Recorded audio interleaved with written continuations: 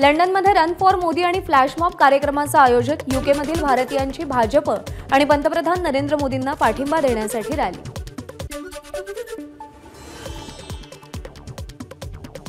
काँग्रेस नेते राहुल गांधी यांच्या आज गुजरात आणि छत्तीसगडमध्ये प्रचार सभा, तर दक्षिण भारतात प्रियंका गांधी आणि खरगे यांच्या प्रचार रॅली।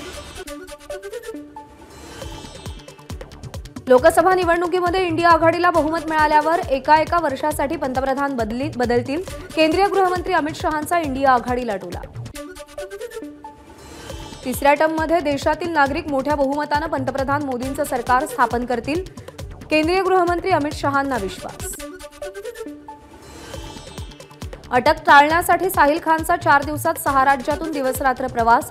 नक्षलवादी भागातून रात्रीच्या प्रवासाला साहिल खानचा चालक घाबरला, त्यामुळे साहिल खानला अटक करण्यात पोलिसांना यश मिळालं, पोलीस सूत्रांकडून माहिती। गुजरात किनारपट्टीजवळ पुन्हा 600 कोटींचा ड्रग्ज पकडला। 86 किलो ड्रग्जच्या साठ्यासह 14 पाकिस्तानी नागरिकांना अटक।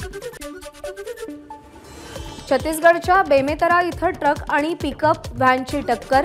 अपघातामध्ये एका कुटुंबातल्या 8 जणांचा मृत्यू, 23 जखमी। मृतांमध्ये 5 महिला आणि 3 मुलांचा समावेश। एमडीएच कंपनी मसाल्यांच्या साठवणीची प्रक्रिया आणि पॅकिंग प्रक्रियेचा कोणत्याही टप्प्यावर इथिलीन ऑक्साईडचा वापर करत नाही। एमडीएच मसाल्यावर हाँगकाँग आणि सिंगापूरमध्ये बंदी घातल्यानंतर कंपनीकडून स्पष्टीकरण।